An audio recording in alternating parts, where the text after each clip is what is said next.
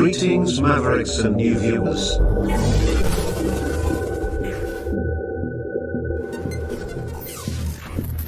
Tonight, direct and live from the Maverick News Network World Studios. This is Maverick News with Rick Walker.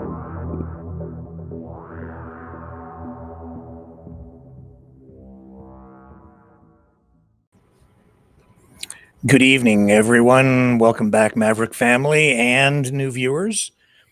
We have a show that, for me, began as kind of a kick in the head overnight when I learned of this new investigation into an iconic, legendary American hero, Buford Pusser, from Adamsville, Tennessee. A kick in the head because I just never saw it coming. And it ties right into everything we do here every night, which is seek truth. And yet, even now, with this kick in the head, the truth remains elusive. I'll explain all of it as the show evolves. You're going to want to stay tuned. This is a shocking story. It's a story about the sheriff who inspired they were supposed to be based on a true story, the Walking Tall movies. So we'll get into that. We have other political stuff to talk about tonight. We'll also talk about why there will be no peace in Ukraine anytime soon, and I'll show you why. And more. But we're going to concentrate on this story out of Tennessee because it was national in scope for decades. It still is. There was a movie made not that long ago, like a remake. And this is something that also resonates with people here in Canada as well. In fact, internationally, even beyond the Canada-US borders.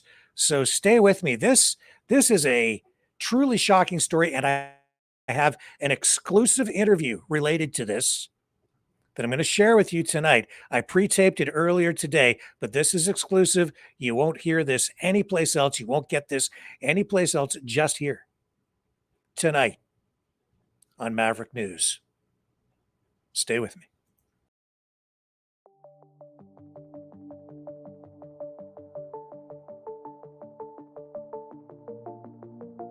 Greetings, brave Mavericks. Our quest for truth continues. We go beyond fake news. Together we expose propaganda. Together we pull others out of rabbit holes.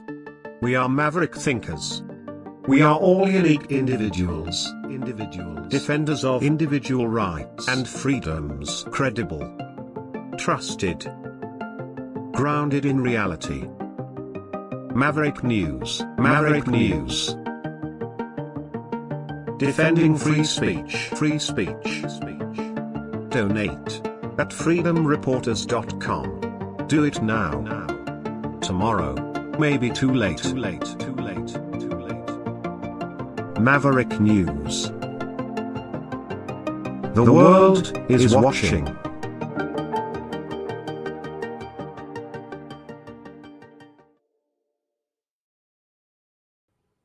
All right, first up, I just want to highlight some of the newest developments going on the Ukraine-Russia war front. We had all that political performance art in Alaska, where Putin meets Trump. Then we had the European leaders accompany Vladimir Zelensky to the White House. They all sit in front of Trump's desk for a big meeting. They're talking about security guarantees and all of these things.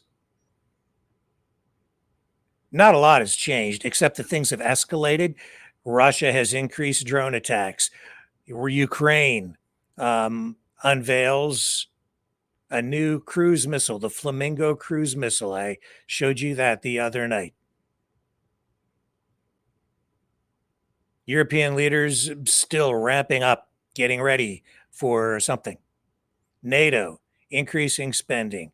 Trump saying, we don't want to pay for anything anymore, but we'll sell you the weapons. All that's going on. And then I thought, well, tonight, let's take a look and see what's happening or what's being said in Russia with regard to all of this. Because, well, all this has been going on. They're all talking about peace and what it's going to take to bring peace. But, the European leaders, Zelensky, Trump, the Trump team, they're all talking about that. And where's Putin in all of this? He's just sitting back, not saying much of anything, except, he's not budging on his position. Hasn't made any concessions, even though Trump said that he has. So I thought, well, we'll take a look. So here's RT tonight. And this is why there will be no peace. Not anytime soon. And I'm pushing aside a lot of the reports that I'm seeing online about who's making gains on the front lines. There's a lot of back and forth, especially on the naval front, and talk about Odessa and Zelensky trying to take back Crimea and access to Tidewater and all of these things. But all that aside, just look at the headline here. RT, Ukraine operation will continue, top Russian general says. Well, yeah. So there you go. He says Kyiv's forces are retreating and being forced to plug holes in the front line. Keep in mind, this is the Russian perspective, okay? Russian forces, he says here, will push their advantage and continue their offensive against Ukrainian troops. Chief of the General Staff, Valery Gerasimov, has said, and Russia's joint group of forces is pushing its nonstop offensive on almost all sections of the front line, he said at a Russian Defense Ministry briefing on Saturday. And an analysis of the state of Ukrainian troops shows that in the spring and summer, the enemy concentrated all its efforts on slowing down our offensive while suffering heavy losses. Point is, they're just saying straight up, they're not stopping. And that's in Russia. That's RT. So let's stay with RT. Let's take a look at this headline. And what are they highlighting? Well, in their own way, what I just also alluded to. It says Brussels preparing for a long war, not peace. EU state. The EU wants to spend tens of billions of euros on Ukraine's military, Hungarian foreign minister has said. And the EU is preparing for a long war, it says here, rather than seeking peace in the Russia-Ukraine conflict. According to the Hungarian foreign minister, the European Commission has effectively acted as the Ukrainian Commission, quote, prioritizing Kyiv's interests over those of its own member states, he said on X after a meeting of the bloc's top diplomats in Denmark Saturday. So this is what's front and center. This is what's forward facing in the information war in Russia, RT, internationally as well, right? Because RT is an international media outlet. And that's what they're talking about right now. This is not a war that's on the verge of ending.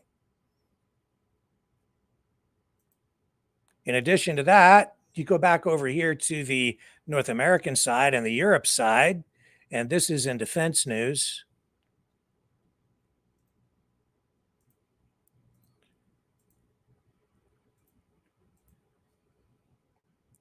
And last night, recall that I played that clip from former National Security Advisor Jake Sullivan, who talked about his interactions and communications with foreign leaders, foreign dignitaries around the world, even since leaving his post at the NSA and as National Security Advisor, saying that now U.S. allies are trying to de-risk from the United States and many countries now see China as a more favorable option when compared to the United States for things like trade and even defense, because they're worried about the actions, the behavior of the Trump administration, while praising him to his face behind the scenes.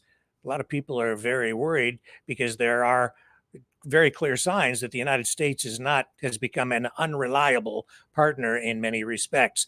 That being said, you're seeing divisions even within the United States, and various levels of government related to all of this. You've got the neocons, the more traditional conservatives, the liberal Democrats, the whatever flavor or brand of political affiliation you want to put on somebody. You're seeing that these camps are developing, and you've got the strong, hardcore MAGA people who are like, no more involvement in these foreign wars. But there are divisions right within the United States. So it's almost like two Americas have emerged as a result of all of that. And internationally, we're seeing more of a commitment from these NATO countries. And in defense news, there are indications and reports saying that NATO members, all of the allies, will meet their 2% defense spending target this year. In this publication, they're saying NATO said all alliance members will spend at least 2% of their GDP on defense this year, the first time for that to happen since the spending target was set more than a decade ago. 3 countries, Poland, Lithuania, and Latvia, are on track to meet a more ambitious target for 3.5% spending set at a meeting just over 2 months ago, which we reported on here, according to data on allied defense spending published by NATO this week. European NATO countries have raised their defense budgets following Russia's 2022 invasion of Ukraine, and also in response to criticism by U.S. President Donald Trump that allies weren't spending enough. NATO members agreed at a June summit in the Netherlands to channel 5% of GDP into defense, including 3.5% on core defense. It goes down, and it says here about Canada, quote, in 2025, all allies are expected to meet or exceed the pre-summit target of investing at least 2% of GDP in defense compared to only 3 allies in 2014, NATO said. Over the past decade, European allies and Canada have steadily increased their collective investment in defense. The data excludes Iceland, which is a NATO member but has no armed forces, and as such doesn't have a traditional defense budget. So it goes down, and it does highlight a little bit about Canada here. European, NATO, and Canada invested 2.02% of their combined GDP in defense in 2024 from 1.43% in 2014. And all NATO members except Belgium are expected to meet a target to spend at least 20% of their defense expenditure on major equipment. Now, we've seen Mark Carney, the Prime Minister, just come out and pledge that Canada will increase its spending substantially over the next decade, even sooner, really, accelerating the spending. But on the Canadian side, I just say that on the Canadian side, Carney still has to table a budget. That will happen in October. That defense spending will be included as part of that budget. Then the question is, will he have the support of the House? Will he have the support of enough parliamentarians to get that budget passed? That isn't clear. And if that budget isn't approved, it could trigger another election, because the defeat of a budget, almost always, it is a vote of confidence. If you don't have the confidence of the House enough to get your budget passed, then that is an indication that you don't have the confidence to continue as a governing party, and it could trigger an election. So we'll see what happens. I see already with Poilievre being reelected in that Battle River Crowfoot riding out in Alberta. So he now has a seat back in the House, so he can resume his duties in a full way as leader of the Conservative Party. He's kind of pivoting with his rhetoric and going harder right, I have noticed. And we have this clip coming up with him here. Now, this is not directly related to the NATO spending targets, but I will just circle back for just a moment and just say that all of that should very, very well tell you that Europe is ramping up its spending. They're pledging to buy more weapons from the United States, while at the same time, they are developing more of their own weapons manufacturing base. And as a result, they're very focused on defense spending, and they see what they believe to be an existential threat from Russia emerging, developing. So neither side is of the mindset that they're ready for peace. This is just escalating. So that's the bottom line. This is not over yet. All of that political performance art that we saw, that theater at the White House and in Alaska with Trump and all the leaders and Putin and Trump meeting up there in the land of ice and snow, it's all for nothing. It's all optics for some political reason. It was a PR exercise at the end of the day. It's becoming very clear. And the politics, like the political climate continues to become more and more polarized around the world. Saw comments from Italy's leader today criticizing, who was she criticizing? Oh, yes, Macron in France. So there are fractures showing within NATO as well. And she's more, she's gone further right. She's very much in Trump's good graces. Macron, not so much. He gets along with Trump, or appears to. But the reality is, you're seeing all the chess pieces being moved into place for a huge realignment geopolitically, as these major powers, China, Russia, and the United States, focus on the future and seem to be carving up the world in new ways. Specifically, right now, you look down at Venezuela, and this isn't really getting much of any media play up here in Canada or the United States, but the United States has moved military forces into position all around Venezuela. They say they're going after Maduro, and that is because they're using the justification of combating drug cartels, when it's pretty clear that I don't know why you need aircraft carriers to combat drug cartels, but that's what's going on down there. There's a lot more to that than meets the eye. Keep your eye also on the troops amassed on the U.S.-Mexico border and the 51st state rhetoric, which is ramping up and just hitting a fever pitch up here in Canada. It's destabilizing everything up here. I've never, and I'm sure you've never in your lifetime either, seen Canada so unstable as it is today. And with that, Poilievre trying to capitalize on this huge shift to the right all around the world. More parties moving harder right in Europe and in North America. And here's what he said today, or I don't know if it was exactly today. I mean, just recently posted today anyway, as far as I know. But I'm trying to assess this to see how much weight to give it, and I'm trying to assess how I should be looking at this. What perspective should I be using to analyze this clip? I like to say, Trudeau was a post-nationalist. Carney calls himself a globalist. Trump is a protectionist. I'm a Canadian nationalist. Canada first. We should put our own country first in everything we do, whether it's foreign policy, immigration, trade, economics. We should put Canada and its people first.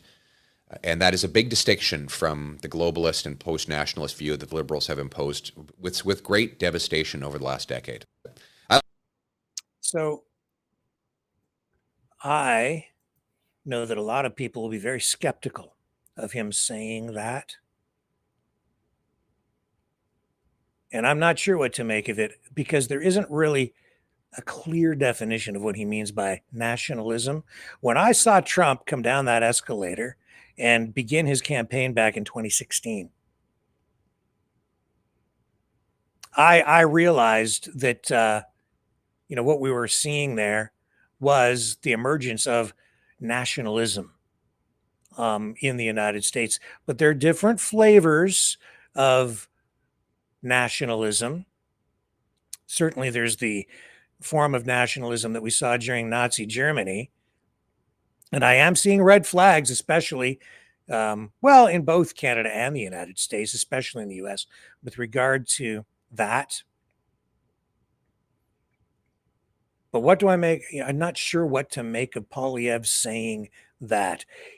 Does he really mean that, or is that just like him signaling to certain voters in order to bleed off support from the right or the far right, or however you want to characterize that? Is he's saying the words in order to try to cultivate more support and score some votes, flirting with them, but not really meaning what he's saying? Definition. What does nationalism mean? How would Pierre Poilievre define his nationalism, his conservative brand of nationalism? Because certainly when I see in Canada a lot of the right-wing influencers, just prominent people within the right-wing political movement, populist movement, even when they're referring to Poilievre and they're talking about him, most of them see him as being sort of disingenuous, that he's like just a political figure that maybe they voted for, even in Battle River Crowfoot or even in the last election, but he was just like a better alternative to Mark Carney, but not really what they want. And they're looking for something harder from a leader. And I don't know if he is really the guy that will deliver. Maybe he would be, but I don't know how many people on that side of the political spectrum really are going to believe him. Yet they may still vote for him because they may not feel that other figures on that side have enough support or organization, or that they just don't carry enough weight in the political arena to get themselves or enough party members elected to form a real opposition to the Liberals in Canada. We'll see. I think this is going to ramp up. This is going to become much more polarized in the maybe even just weeks ahead, because who knows what's going to happen between now and October and that budget. You're going to see, I think, really serious. Well, you're going to see an escalation of the information war in Canada, probably starting middle of September. Really starting to crank it up as we get closer to that budget. They will try to make hay with that. And then it's going to get really interesting as we get down to that vote. My prediction, the budget will pass. Whatever is in it, it will pass, because Carney will make some sort of a deal with the Conservatives the same way that he did to get that legislation passed, so that he could jam through pipelines and get infrastructure built in the country with that new piece of legislation that was just recently introduced, and he got it passed. He promised he would do it during the election, but he needed the Conservatives to do it. And even though they criticized it, they went into the House. They voted in favor of it. And he needed to get that done. So there's something else afoot between the two parties. Some people will criticize them and say that's because we have a uniparty. It's probably a little bit more complicated than that. Who knows what really goes on in the back rooms? Who knows what the truth is? It's elusive, but our quest for truth will continue on the other side of this.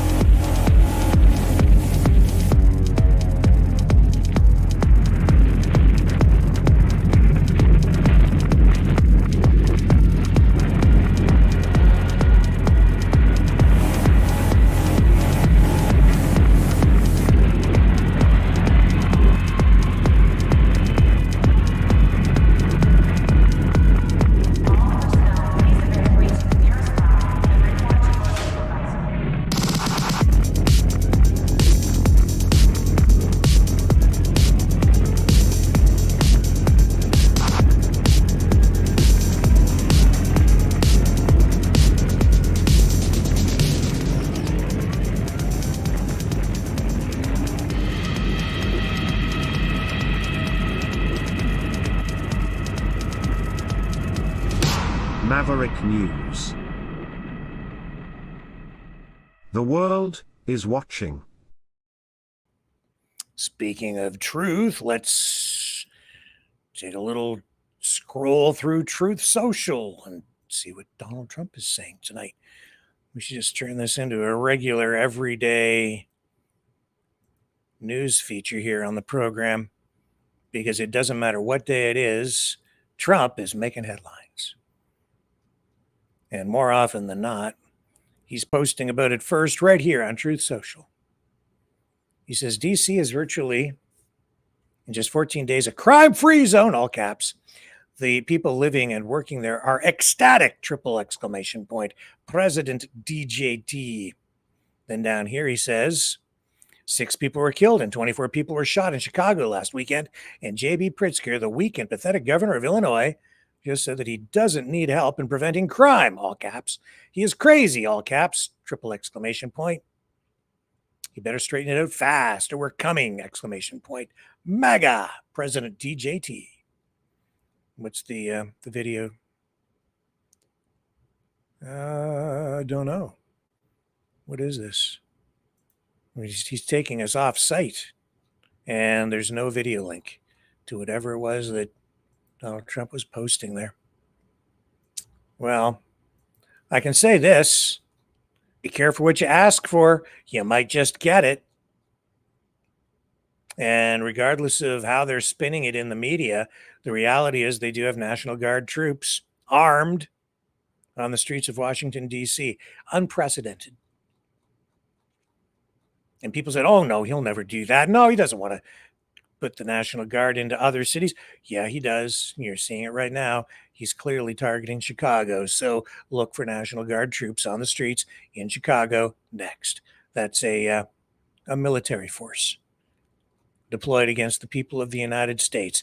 And you're seeing the ugly side, the underbelly of the entire operation, if you care to go look. But on some media outlets, it's very sanitized. And a lot of people applauding for the loss of rights, because due process has gone straight out the window. Now, let me move along. You got the Trump tariffs, still major point of controversy. A lot of people are like, elbows down, elbows up, and they're criticizing Canada for sticking up for itself, regardless of who's in power. Of course, being a Canadian, I want Canada to defend itself one way or another and take a stand to defend its own interests. I don't know how you can be Canada first and then sit there and call for the country to just cave in and give up, surrender. Well, Canada hasn't done that, and we may not have to worry about it too much longer. Maybe. It's hard to say at this point. We saw just this week that Trump's tariffs have been declared illegal, unconstitutional. And a lot of people wondering where that leaves everything.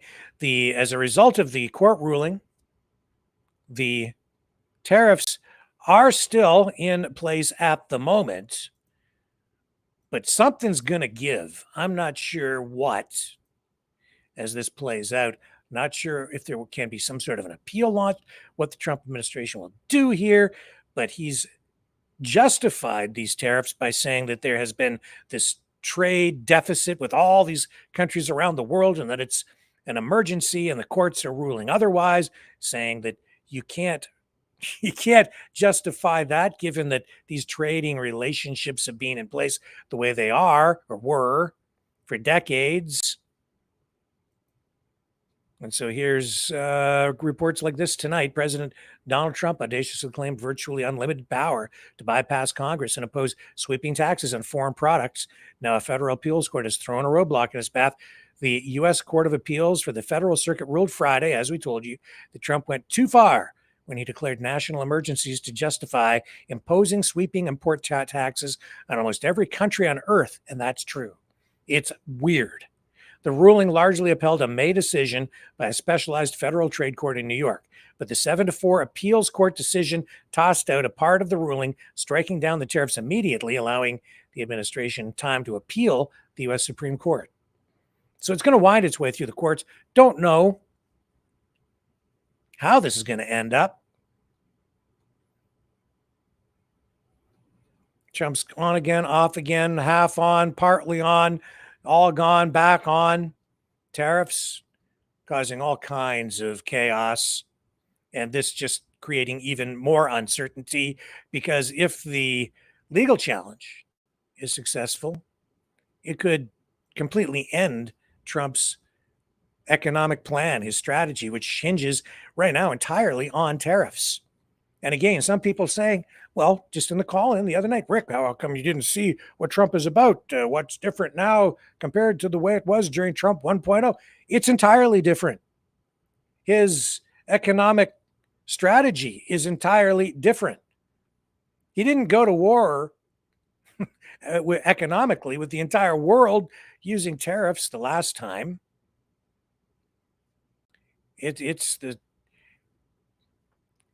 Yeah. And I've also seen over the past 24 hours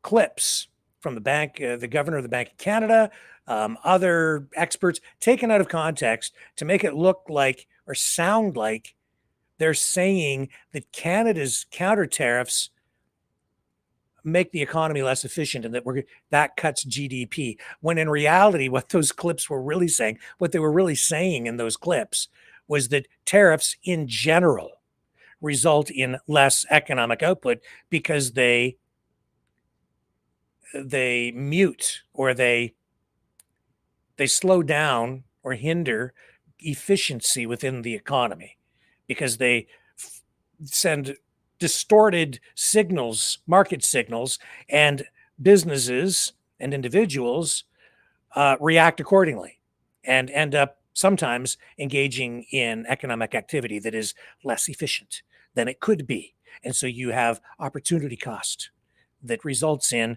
just lower GDP output, significantly lower. And we've seen that on the US side alone, GDP productivity cut by about half compared to previous quarters from the previous year. So when Biden was in power with his economic policies, it was actually better than what you're getting right now. This is not good for blue collar workers, low income people, the average American. The point that I'm making is nobody wins in a tariff war. Everybody ends up losing. It costs everyone. Now, Trump may be able to point to some countries and end up saying, well, we're better off than they are, or this country, we showed them because now they're really screwed. But in reality, Americans end up paying more too. And not just up front, but also in lost opportunity and lost efficiency. Therefore, less income for people at the end of the day. And America ends up weaker. You'll see. It takes time for this stuff to work its way through the system. We're just beginning to see the effects that this is having, especially on inflation. And so this is going to unfold over the next year or two, and the real economic impact is yet to hit. Now, back to the other top news stories of the day. Maybe we're ready to get into this whole thing with Buford Pusser. Yeah, we're about there. Okay. Well, let's do that. We'll take a short break. We're going to come back. We're going to get into our feature report tonight on this new investigation into, well, I'll call it the Walking Tall mystery, an unsolved crime that resulted in many movies and even a television series being made, and it made a hero out of Buford Pusser, a sheriff from Adamsville, Tennessee. But was he really a hero or a killer? We'll dig into it on the other side.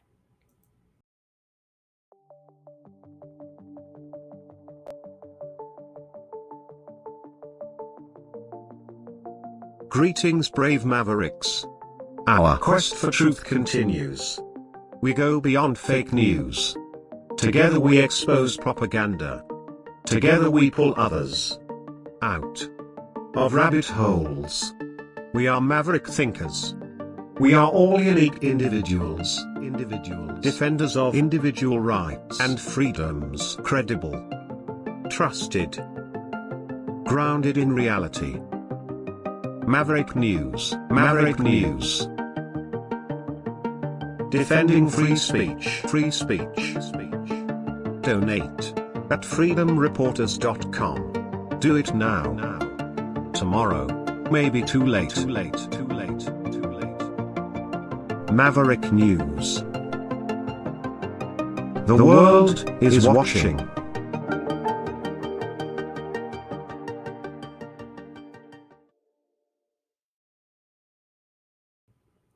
It was 1973. So I was just a kid. And I was sleeping over at a friend's house. And he wanted to watch, I'm pretty sure it was 73, it might have been 74, because it was on television. I was very young. He wanted to watch Walking Tall, and it was this big television debut for this huge movie. And I think ABC was running it. I don't remember for sure. It doesn't really matter at this point what network, but the movie was going to be on TV, and it was violent. And they ran disclaimers. Walking Tall. He's like, I want to watch Walking Tall, Rick. I want to watch Walking Tall. So the whole night was about watching Walking Tall. And so my friend's dad was there, and we were watching this movie, and I didn't know what to expect. And my God, especially for the time, like the violence, it was riveting, shocking to me. And it was supposed to be based on a true story. Buford Pusser, Walking Tall, legendary heroic sheriff from Adamsville, Tennessee, and his wife was murdered in a horrific shooting involving people that he says were, or said at the time, because he's passed away, said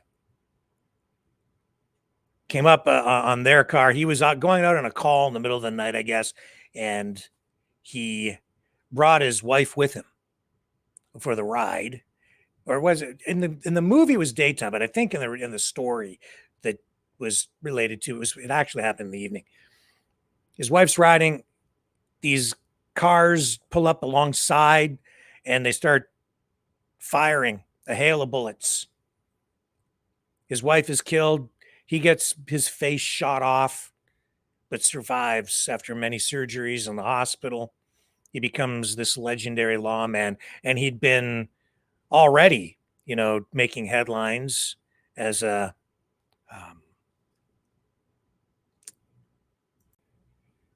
lawman because he was doing battle with organized crime, we were told, and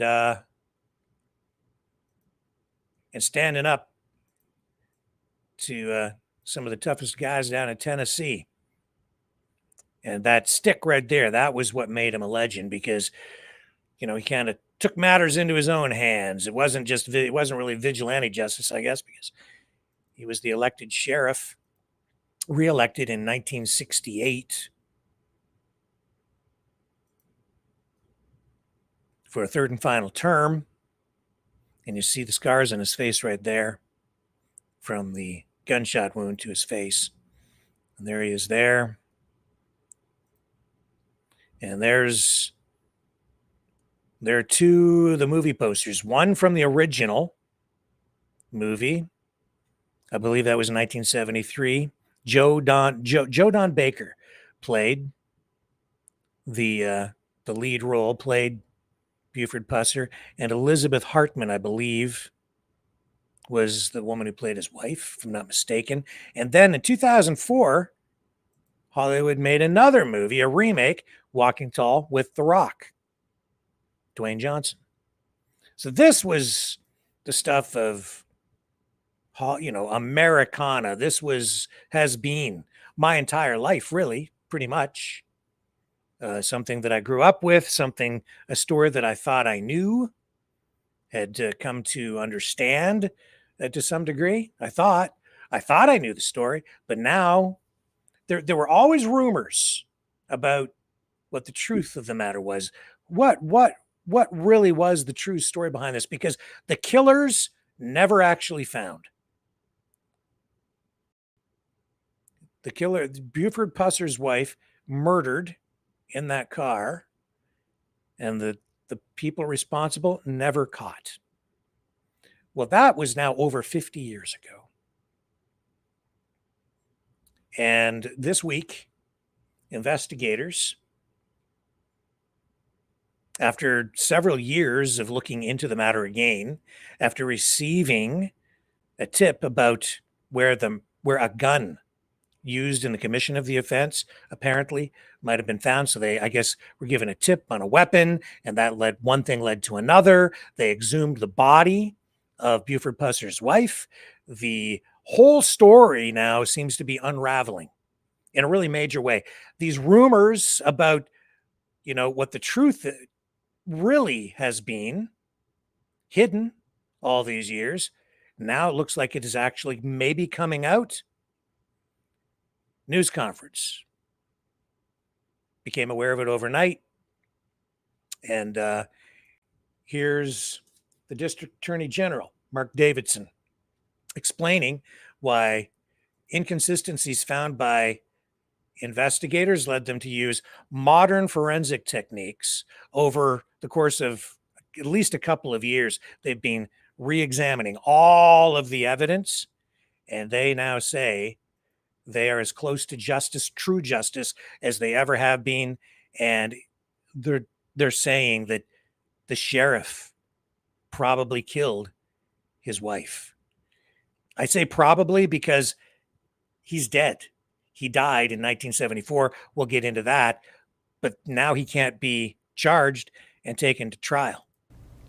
The case file reveals inconsistencies in Buford Pusser's statements to law enforcement and others about Pauline's murder, including physical, medical, forensic, ballistic, and reenactment evidence that contradicts his version of events. I'll give you several examples.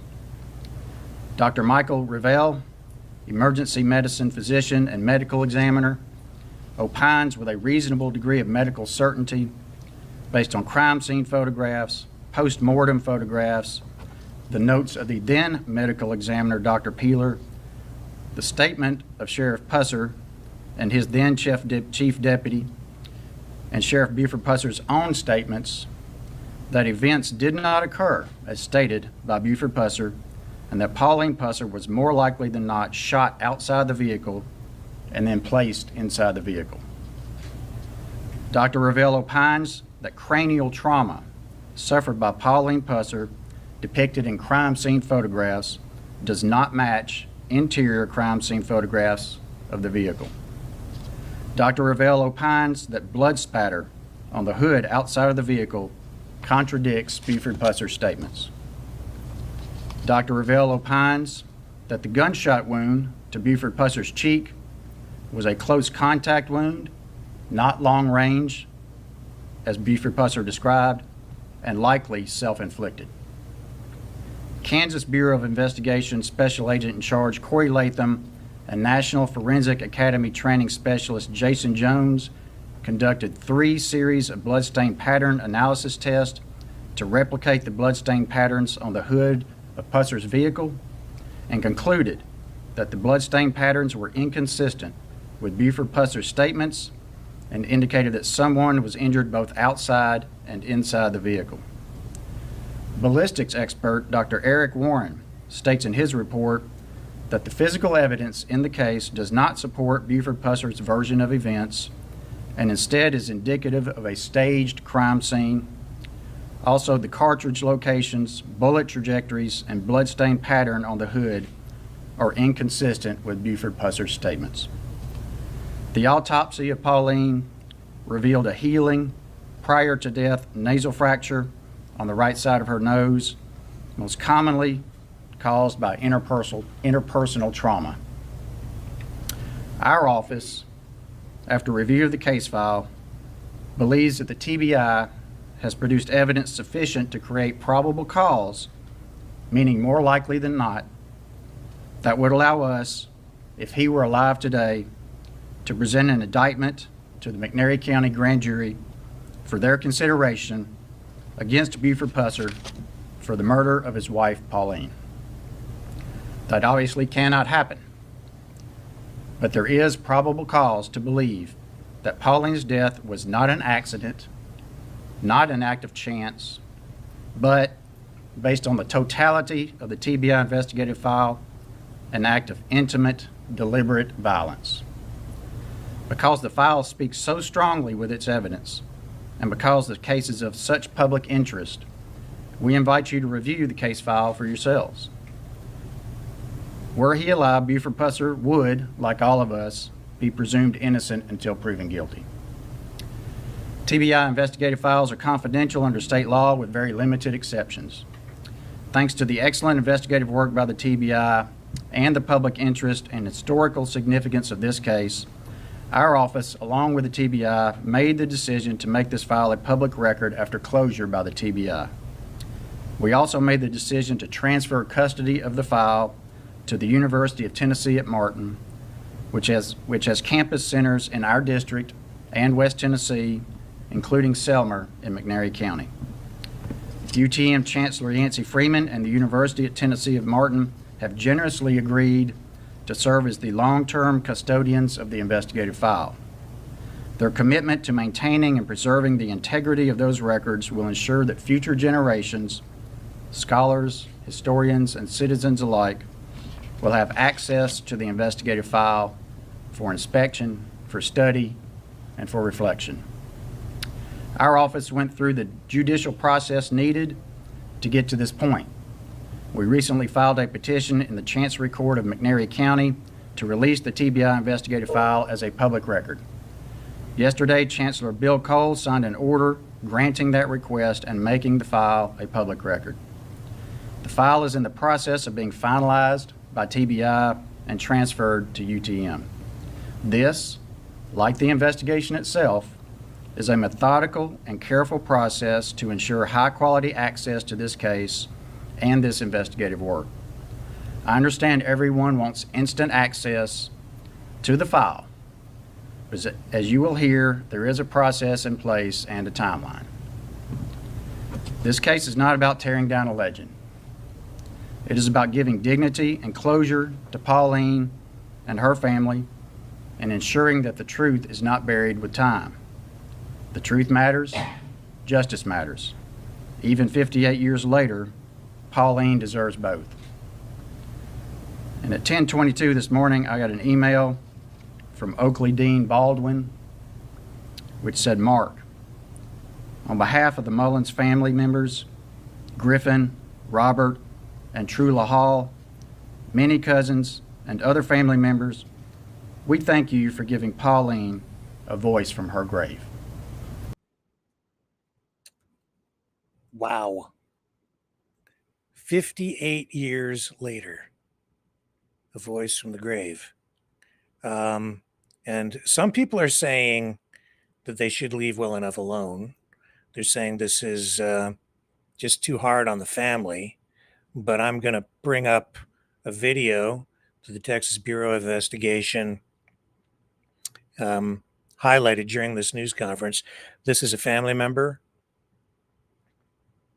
commenting on what has happened. Here we go.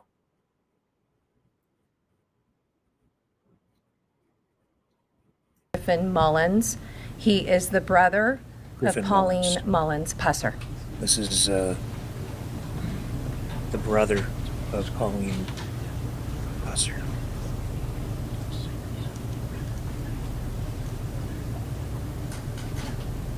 Pauline was my oldest sister. She was the leader of our family. She was the most caring, personal person that you would ever want to meet. you would fall in love with her. She was a people person. And of course, my family would always go to Pauline if they had an issue or they needed some advice. And she was always there for them. She was just a sweet person. And I loved her with all my heart. And I've missed her horribly this last 57 years. Lord knows I missed her.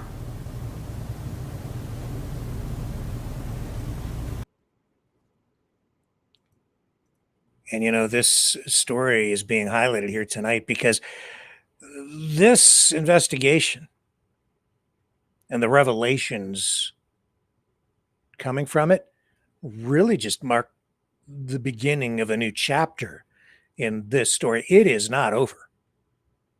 The impact from this, it affects a lot of people. The entire community of Adamsville today exists the way that it does. Its identity has largely been shaped by this story. I will show you. This is the Buford Pusser Home and Museum. Yeah, they have an entire museum. It's a tourist attraction in Adamsville with this quote from the legendary sheriff: "What's right is right, what's wrong is wrong.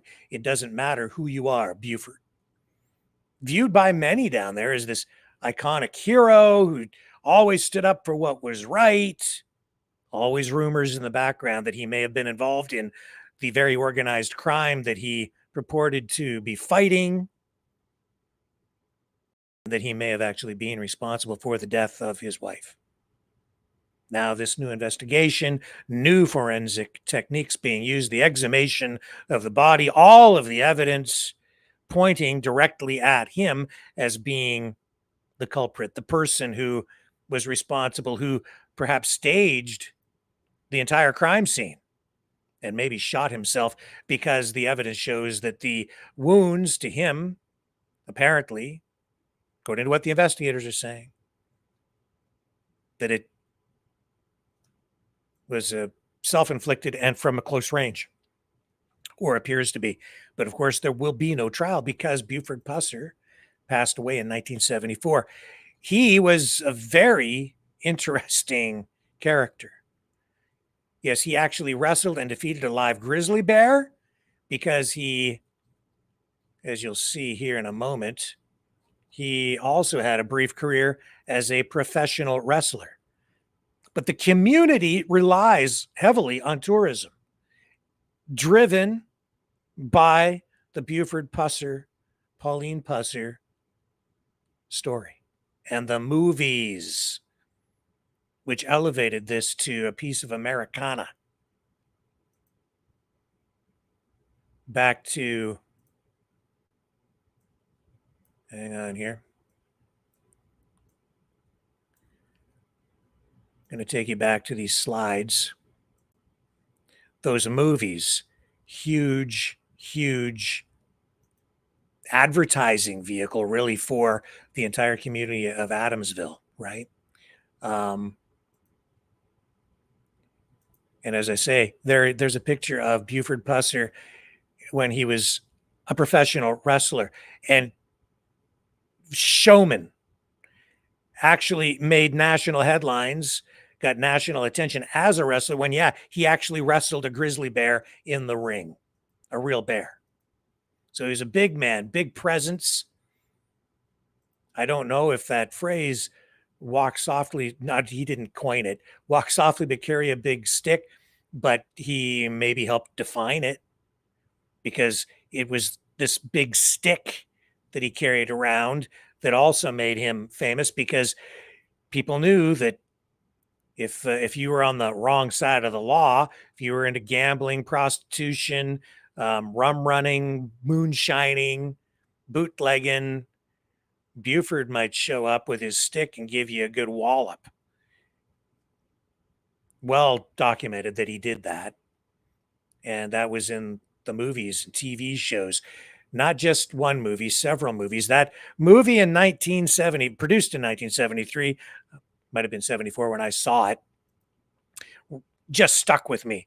The violence in that, it just was shocking to me as a kid. Sign of the times, I guess, by today's standards, still violent, very violent. I can't show you too much of the clips, too much from it tonight because I don't want to get a copyright strike, because it is still a copyrighted movie, even the 1973 version. But it's not the only movie that was made. There were at least 3 movies made, a trilogy. The 2004 version with The Rock, and there was also in the early 80s, I think 1980, 81, there was a 7-part miniseries on NBC called Walking Tall that was also produced. I have a promo from that. Throws a blackmail ring. And on Walking Tall, a mysterious hitman stalks Buford to a deadly showdown. That's Lobo, BJ and the Bear, then Walking Tall Tuesday on NBC. So the legend just kept growing and growing over the years. I was captivated by it. I didn't really key in too much in the 80s and that, but as a kid, like it was a legend, and that movie still in my brain from 73. The entire community of Adamsville relying on it in many respects to fuel their economy today because of the tourism. They even have a Buford Pusser festival. And this investigation, as it has been ongoing, media, not just locally, but even nationally, picked up on this because the stakes are so high for Adamsville, Tennessee. This was a prelude of things to come as the investigation was underway.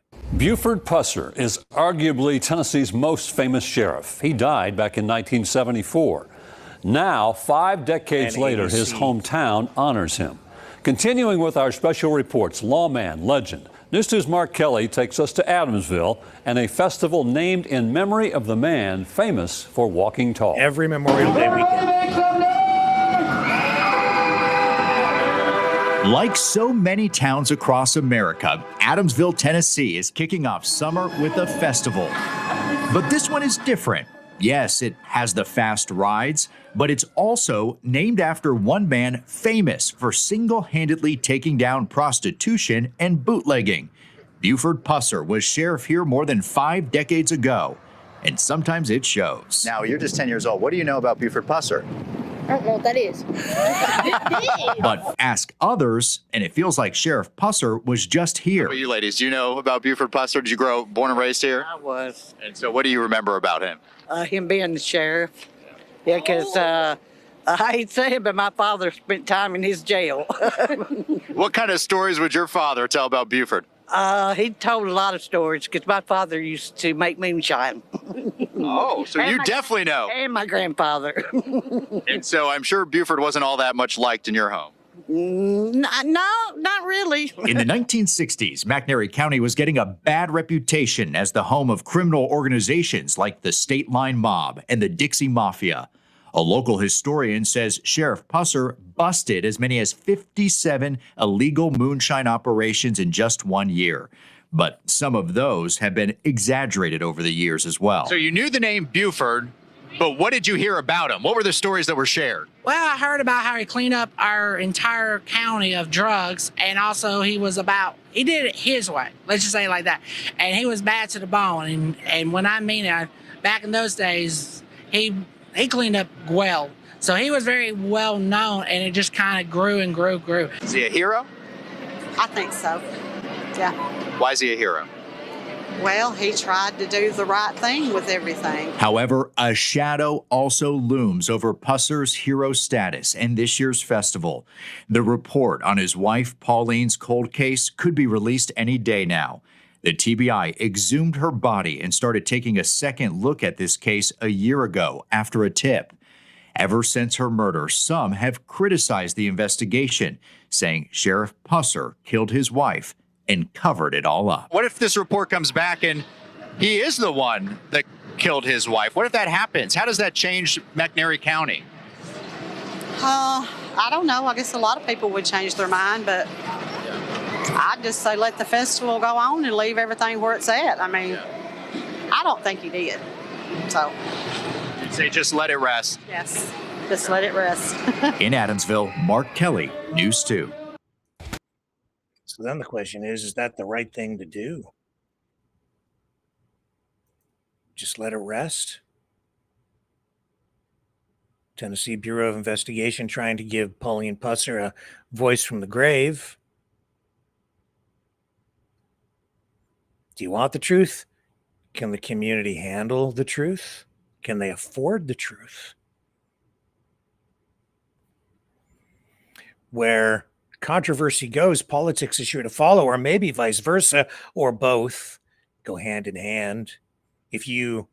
I wasn't aware of this until today, but as I was digging into the Buford Pusser Festival and its history, I learned that in 2016, I mean, you're down there in Trump country, not surprising. And in 2016, who pops up? Do you remember Sheriff David A. Clark? This is a sidebar, okay? A sidebar story, just something of note that just shows the reach and the influence, the impact that the Pusser story has had, not just on Adamsville, but on the entire country and, beyond, certainly in Canada too. A lot of Canadians even go down there for this stuff. The museum, they've been to the festival. I know people. And Sheriff David A. Clark, he was a huge figure promoting Trump in the 2016 election. And here he is in 2016 at the Buford Pusser Festival receiving their Buford A. Pusser Festival Lawman of the Year award. Milwaukee, Wisconsin, in grateful recognition for your demonstration of courage and support to our nation's law enforcement community. As a sheriff who stays true to his oath, your badge, and to the people you serve and protect while promoting your version of law enforcement and order, that all lives matters. Sheriff Clark, I am honored to present you this award.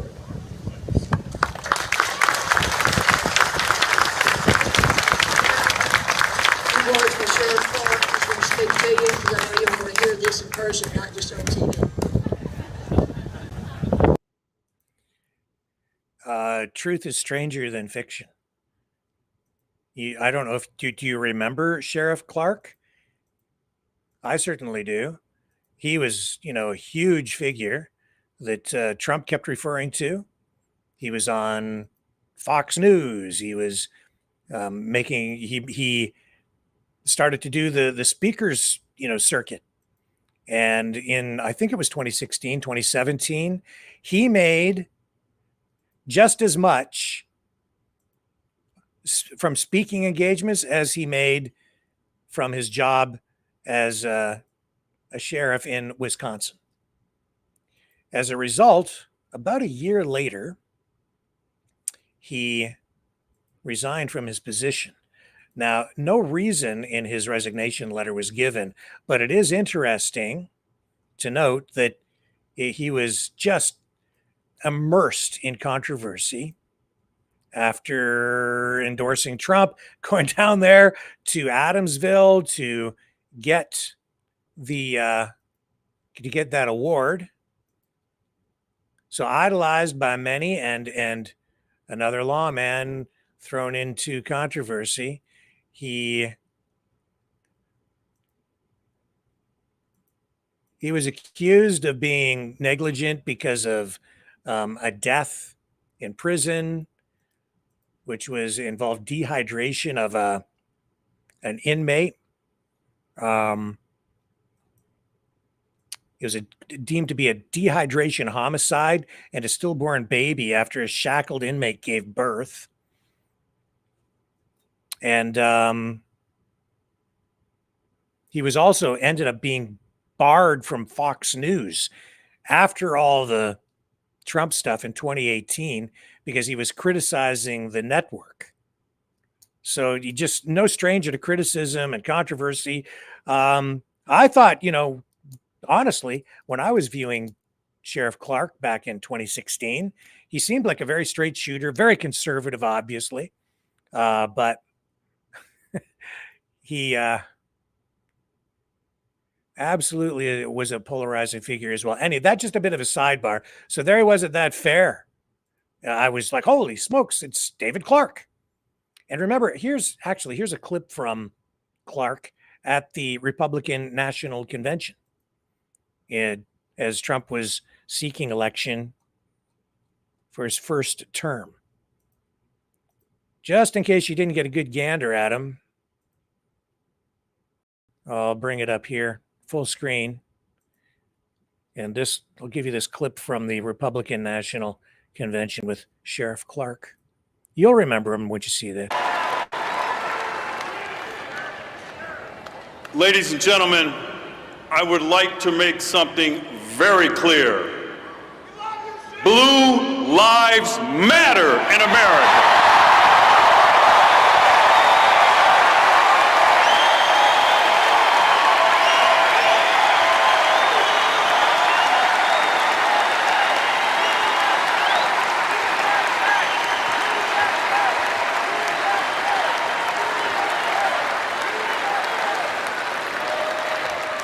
I stand before you tonight with a heavy heart as the law enforcement community prepares to bury three of Baton Rouge, Louisiana's finest. But there is some good news out of Baltimore, Maryland, as Lieutenant Brian Rice was acquitted on all charges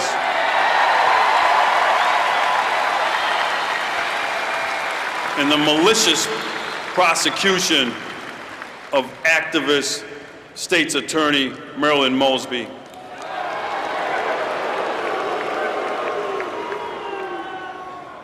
Now I want to talk to you about something important. Indeed, a concept that 5 law enforcement officers were murdered and 9 more were wounded for earlier this month, and for which 3 more were murdered 2 days ago in Baton Rouge, Louisiana, and that is the importance of making America safe again.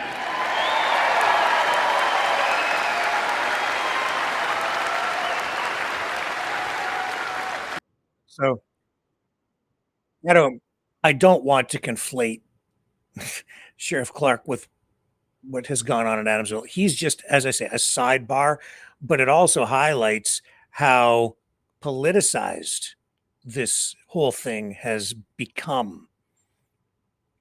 As the Texas Bureau of Investigation reveals the results of this in-depth investigation, which they are now going to be using as a teaching tool,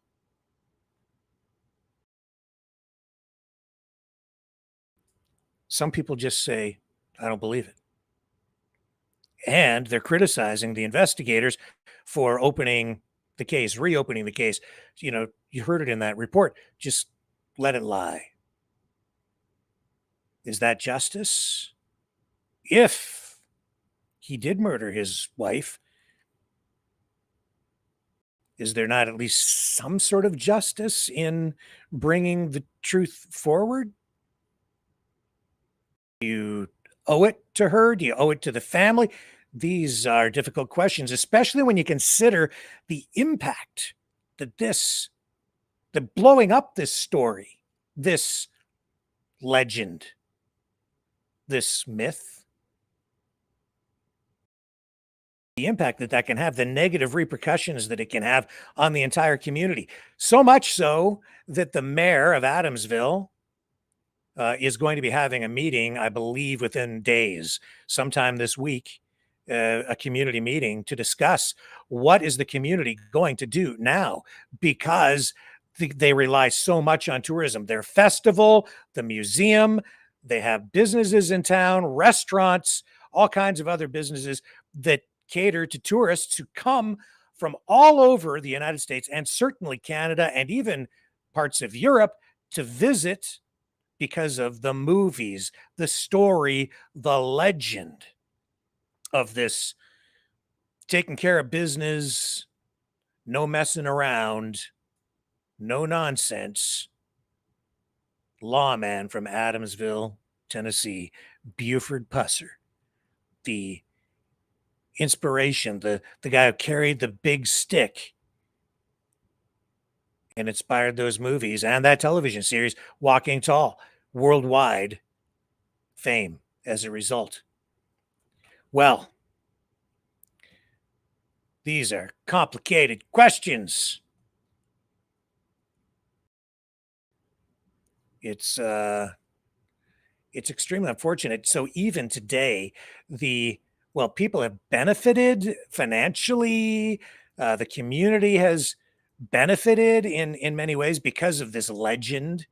Now people may suffer because of these reverberations from the graves. Some say that there may have been even more crimes committed by Buford Pusser, and I don't know exactly what to make of all of this. I just know that for me, truth is important. For others, truth is important as well. But some people maybe can't afford the truth.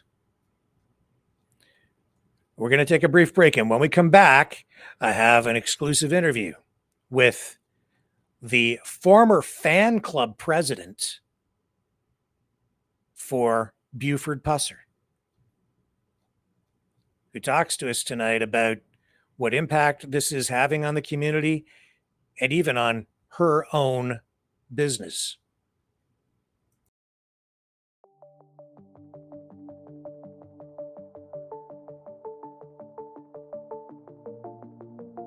Greetings, brave Mavericks. Our quest for truth continues. We go beyond fake news. Together we expose propaganda. Together we pull others out of rabbit holes. We are maverick thinkers. We are all unique individuals, defenders of individual rights and freedoms, credible, trusted, grounded in reality. Maverick News. Defending free speech. Donate at freedomreporters.com. Do it now. Tomorrow may be too late. Maverick News. The world is watching.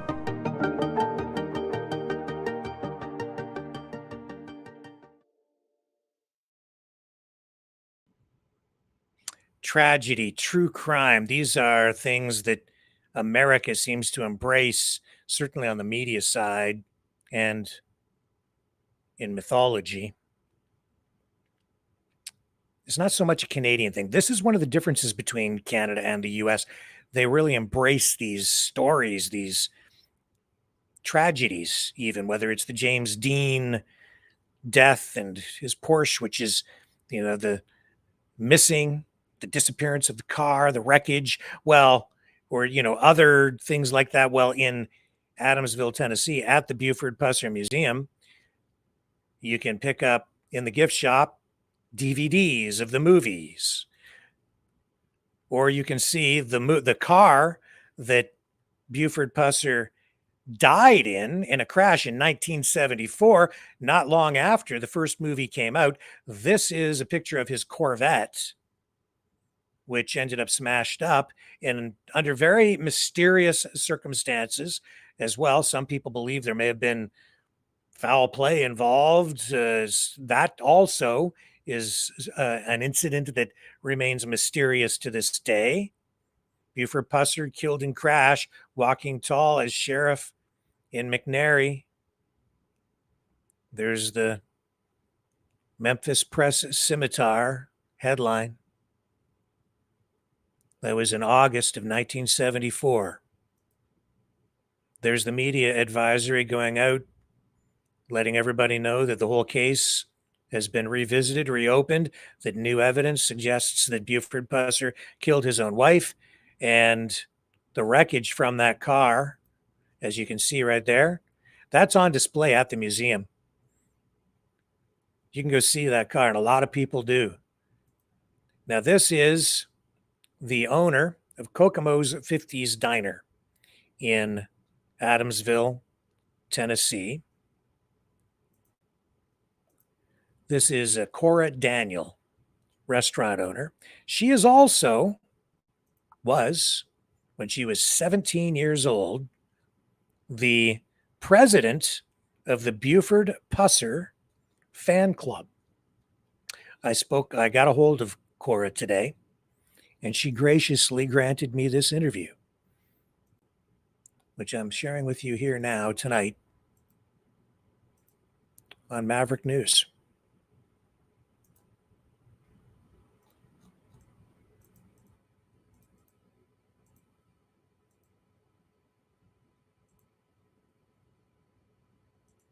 Oh, hang on. I brought it up. I brought the wrong thing up. Just a moment. Hang on. Let me get to this at the right spot. It didn't render out properly. Hang on. Should have rendered out properly. Here we go. I got to get past the rings. Let me roll this, and we'll get it on the other side. Hang on. Let me take another break. I apologize. Coming right up.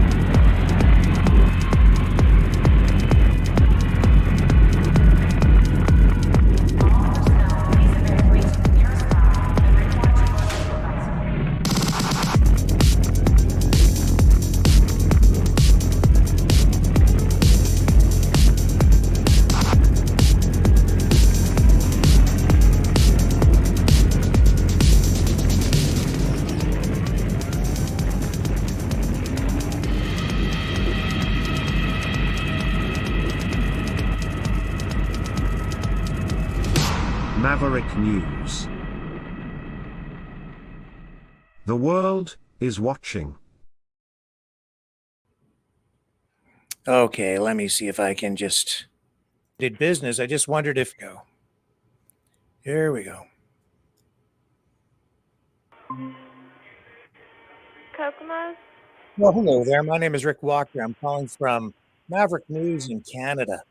I'm just calling some local businesses in your town to get reaction to this new investigation into the Buford Pusser case. And I know that you're a tourist-related business. I just wondered if you guys thought this might impact your business there.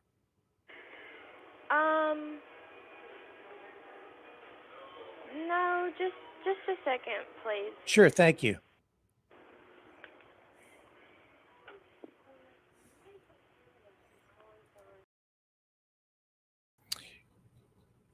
You know what? It's the wrong version of the clip. So that's I cut out a little bit of the stuff, the junk. So let me just recue.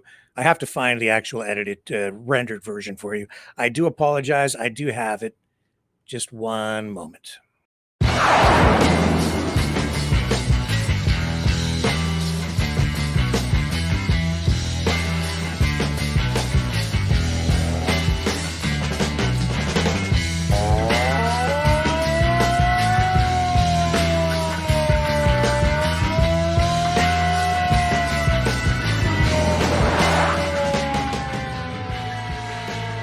Maverick News. Fighting for freedom. Okay, I think this is it here. I'm pretty sure we got her now. Just went to the wrong file folder. There we go. This is clean.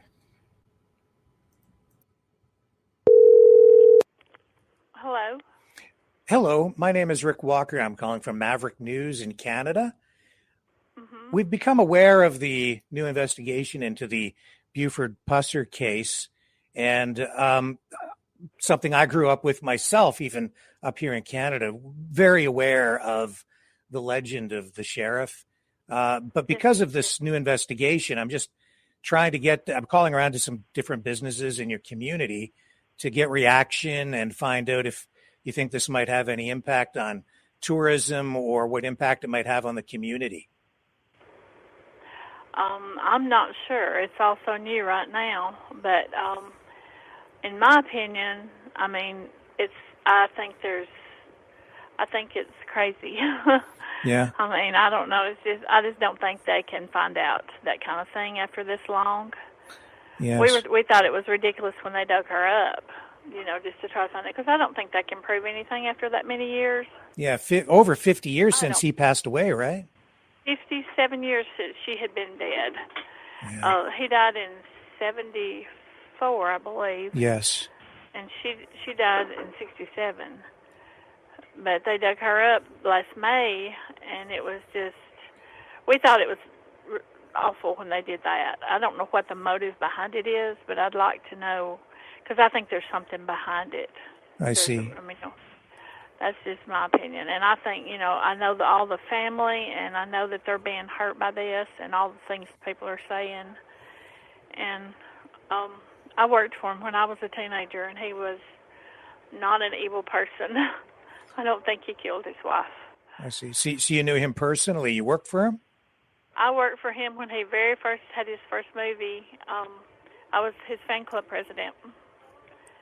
I mean, it was his first fan club. First time he didn't really have a fan club. It was just where we mailed out big sticks and T-shirts and things. He just got started. He'd come in and autograph pictures and stuff, and where I worked. And he was just a super nice guy. As long as if you did bad, he wasn't nice. But yeah. Well, that's where the legend came from, right? He as a crime fighter. Exactly. We need more sheriffs like him today. Because I mean, yeah.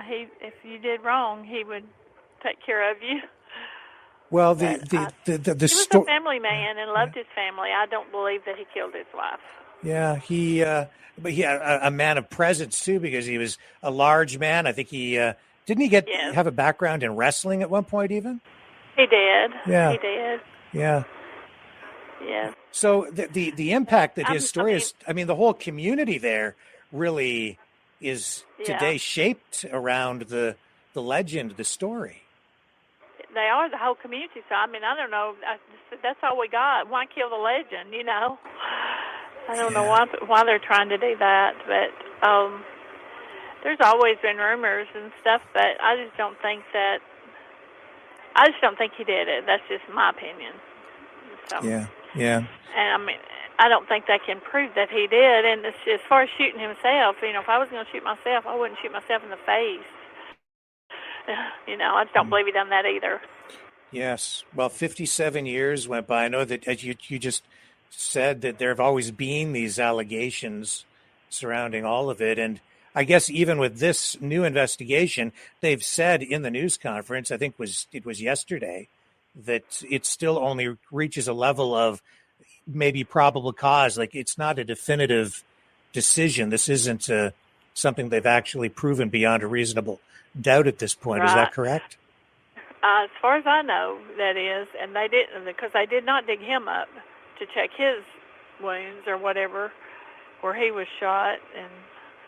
But I mean, they just dug her up. And I think that might be her personal family. Her brother might have been behind it. But I don't know. And I guess at this point, with all these years that have gone by, we may never really know everything. Right. It'll always be questions, but now it's just kind of, I guess, got everybody don't know what to do.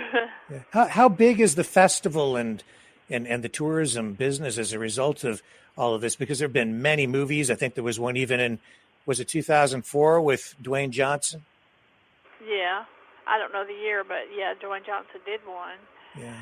Yeah, the festival's pretty big. I mean, they have a little carnival with rides and stuff, and of course, since his daughter's been gone, the festival's not as big as it used to be because she really pushed it, you know. Uh-huh.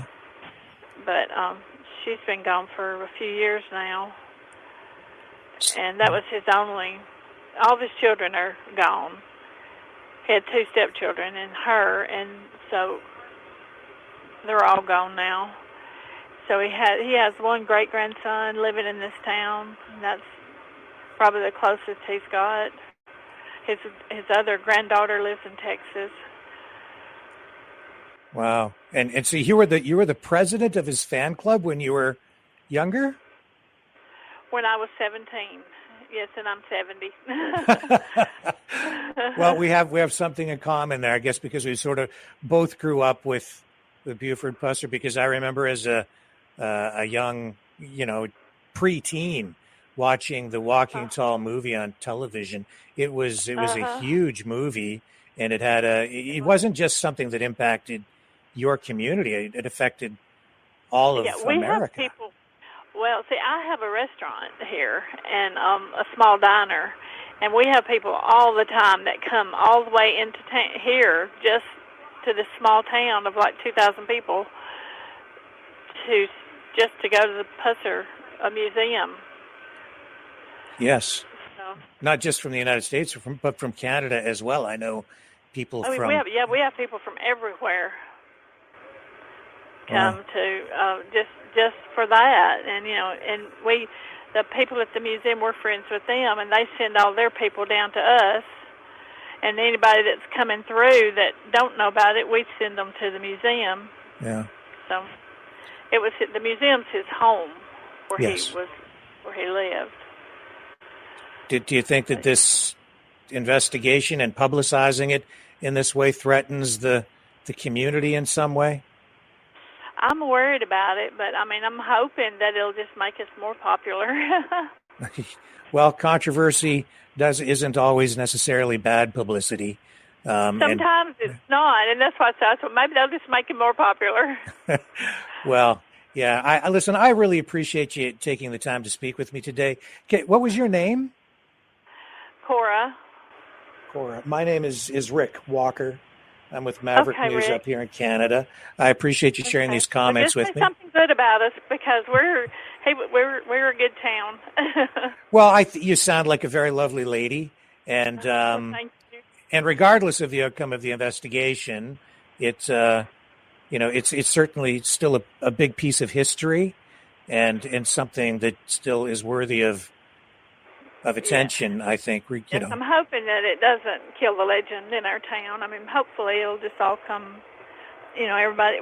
They're having a town meeting, I think, about it, and trying to decide what to do, what's the right thing to do. Yeah. When is the town meeting taking place? I don't know. I haven't heard when. I just heard the mayor make a statement that he would be talking to people and trying to decide how's the best way to handle it. Yes. Well, it sounds like you have a lovely community down there, and I haven't been, but I sure hope that the impact from this doesn't end up inadvertently hurting your community, or people down there end up suffering as a result of this. I appreciate that. Yes, Cora, and you have a lovely day. You too. Thank you. All right, take care. Bye for now.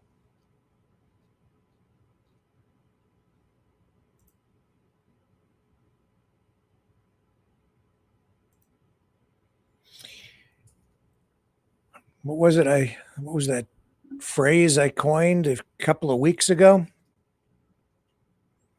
The truth is elusive, but a lie is always just a lie. This complicates things.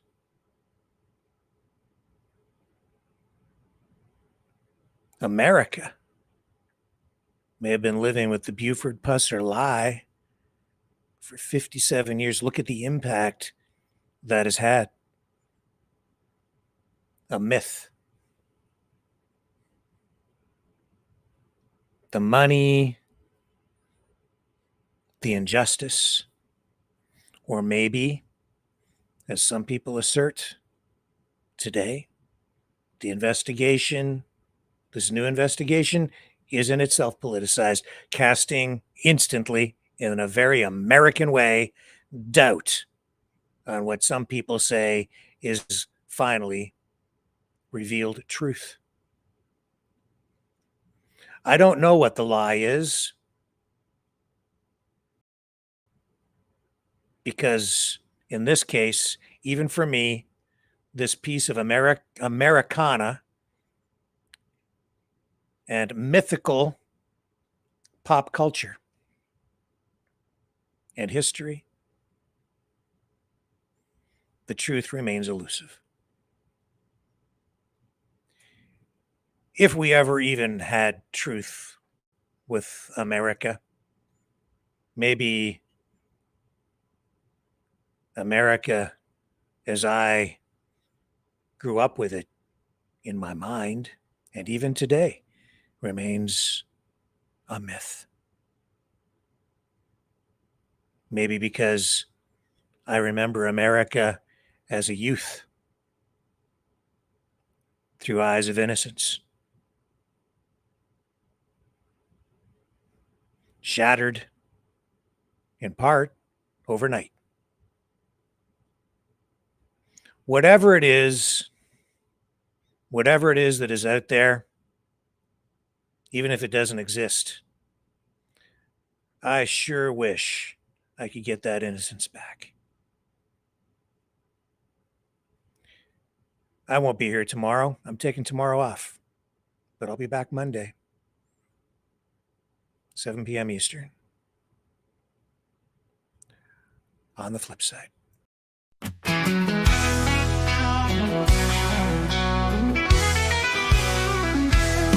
Down in the heart of Dixie, where the rivers meet the land, there's a whisper on the wind, a call to take a stand. We're rolling out of town with our boots up on the floor, searching for the freedom that we've been longing for. We're riding on the open road with the stars as a guide, restoring pride in America with every mile we ride.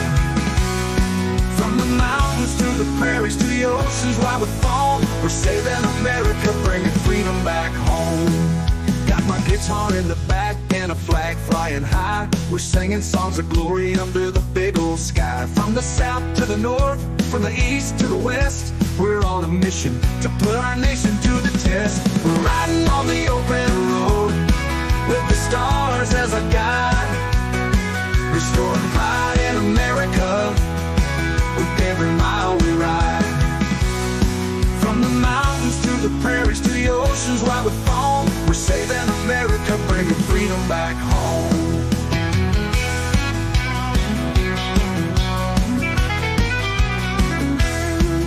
There's a fire in our hearts, a flame that won't die. We're the sons and daughters of the red, white, and sky. With every mile we travel, with our boots up on the floor, we're healing the land and making freedom ring. We've seen the cities, we've felt the country's pain, but we're not giving up, we've got so much to gain. With our hands on the wheel and our eyes on the prize, we're gonna lift this nation back to the skies. We're riding on the open road with the stars as a guide, restoring pride in America with every mile we ride. From the mountains to the prairies to the oceans, wide with foam, we're saving America, bringing freedom back home. So here's to the journey, here's to the fight, for the land of the free and the home of the light. With our boots on the ground and our hearts in the sky, we'll keep on rolling till freedom never dies.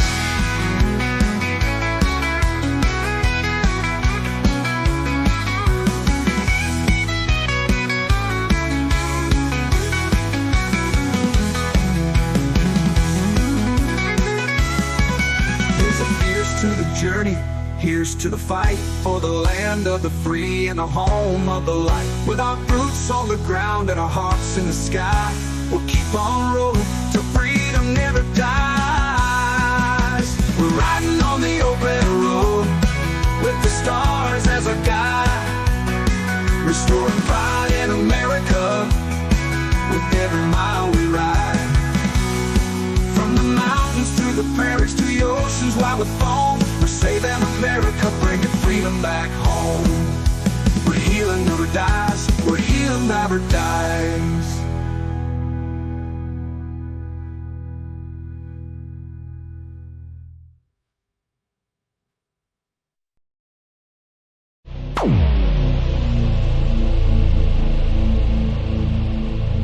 This has been a Maverick Multimedia production.